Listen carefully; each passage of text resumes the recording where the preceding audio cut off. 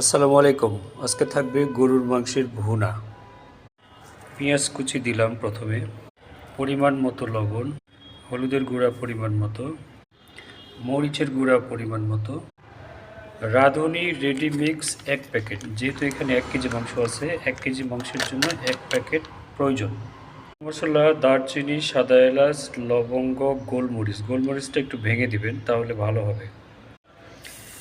বাটা মশলা দিবেন, আদা রসুন জিরার পেস্ট, পরিমাণ মতো তেল।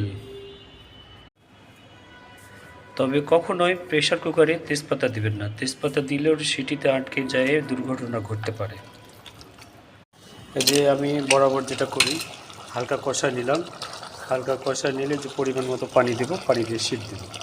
এই তেলানি লাল লাল হয়ে গেছে, একটু দিলাম।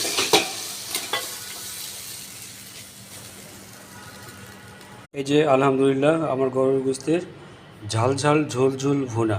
ভালো থাকবেন সবাই, সবার মঙ্গল কামনায়। আল্লাহ হাফেজ।